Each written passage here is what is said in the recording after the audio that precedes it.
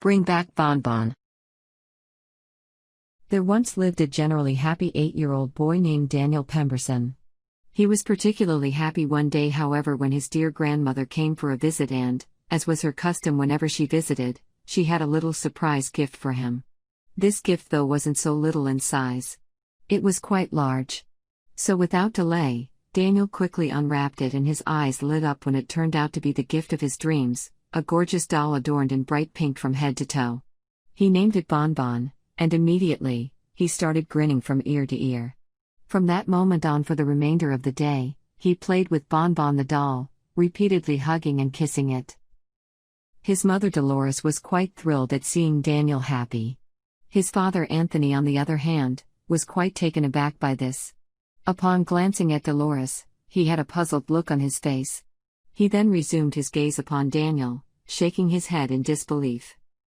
I can't let Danny start playing with dolls, Anthony thought to himself. So in the wee hours that evening, while Dolores was sound asleep, Anthony awoke and slowly crawled out of bed without commotion. He then tiptoed through the hallway into Daniel's bedroom.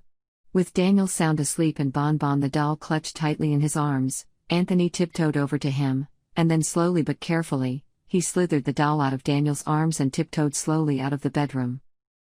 A few minutes later, after tiptoeing out of the house, Anthony approached his car in the driveway and threw Bonbon in the back of the car. He sat down in the driver's seat of the car, closed the door, started the car and then drove off. About half an hour later, he arrived at a thrift store and pulled up beside a drive-through donation drop box. He got out of the car, took Bonbon the doll out of the back of it, and then simply tossed the doll into the donation slot. He then got back into his car and proceeded to drive back home. The very next day, Dolores and Anthony were both almost ready for work when they suddenly heard Daniel screaming madly and sobbingly from his bedroom. Where's Bonbon? While Dolores proceeded to rush to Daniel's bedroom, Anthony simply proceeded downstairs as if nothing was happening. When Dolores arrived at Daniel's bedroom, she discovered Daniel sitting up in his bed, crying and screaming. Where's my Bonbon? Bonbon's gone. She immediately ran up to him and softly asked, What's wrong, sweetie? My doll is gone, Mommy. Daniel cried in reply. I had him right here in my arms last night, but now he's gone. At that, Dolores hugged him and assured him. Well, don't worry, honey. We'll find your doll. She then looked all over his room for the doll, but to no avail. Meanwhile, downstairs in the kitchen, Anthony was at the table eating breakfast, decidedly oblivious to what was going on around him. Dolores rushed downstairs and, upon spotting Anthony, she rushed toward him and asked, Tony, honey, have you seen Danny's doll? He says it was in his arms, but it's nowhere to be found in his room. In response, however, he simply shrugged his shoulders and answered, No, I haven't, honey. He then continued eating his breakfast. Taken aback though, Dolores then said, Wait a minute. Can't you hear Danny crying for his doll? I mean, you just shrugged your shoulders as if nothing's happening. Look, dear. It's a doll. He'll get over it, okay? Anthony responded. Besides, boys shouldn't be playing with dolls anyway. Dolls are for girls. Taken aback, Dolores stormed. What? What are you saying? That our son's happiness doesn't mean anything to you? I'm not saying that. Anthony replied. Danny's happiness means a lot to me. It's just that. It's just that what?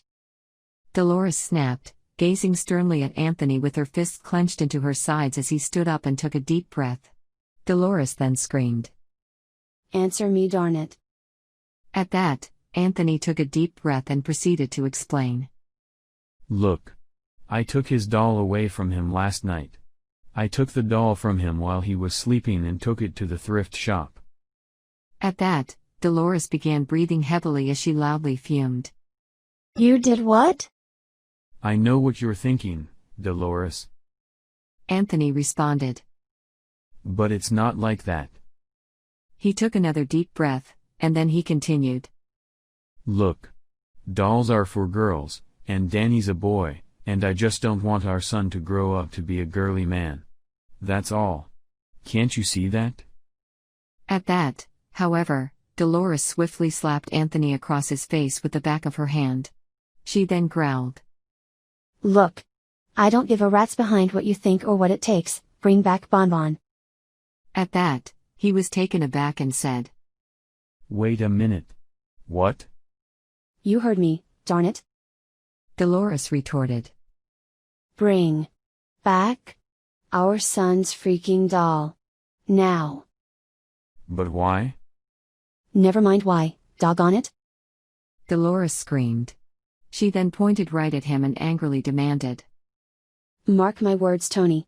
Either you bring back our son's doll and have it back in his hands within the next 24 hours, or else. I'm getting a divorce. You've got to be kidding me. Anthony said, taken aback.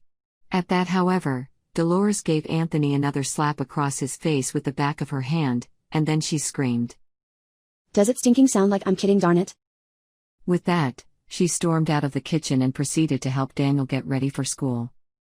Later that day, after school and work were finished for the day, Daniel, Anthony and Dolores were sitting at the kitchen table eating dinner, but Daniel was just barely eating, his face sullen. Anthony looked down at his dinner, noticing neither Daniel's facial expression nor Dolores staring intently at him with her head lowered and her eyes raised. She snarled to Anthony. So Anthony, did you find Bonbon yet? In reply, Anthony said. Look.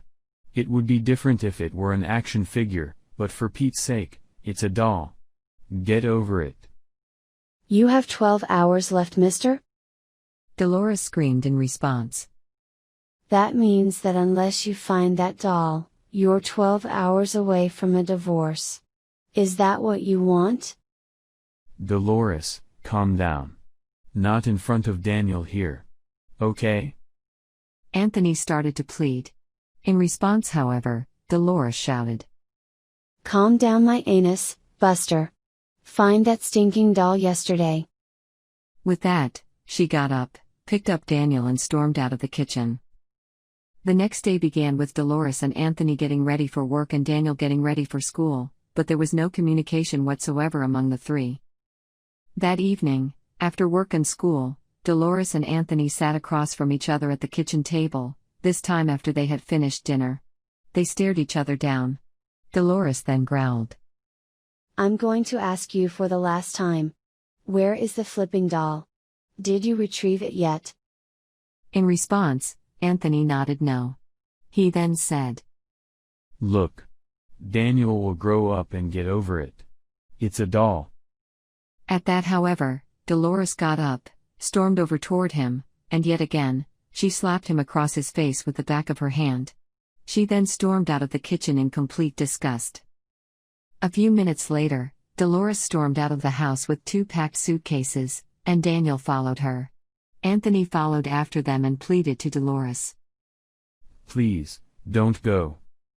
At that, she loaded the trunk of her car with the suitcases and then slammed the trunk door shut. She then turned to Anthony and, pointing at him, she growled.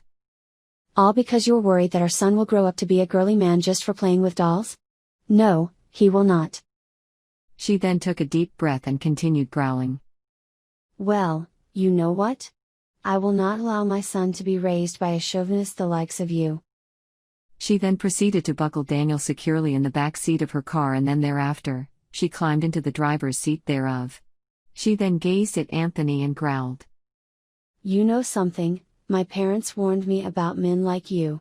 I should have listened. With that, she started her car, and upon backing out of the driveway, she drove off with Anthony looking on in disbelief. After her car was out of sight, Anthony slowly re-entered the house, closed the door, and sat on the couch in his living room. Then slowly, he proceeded to cry.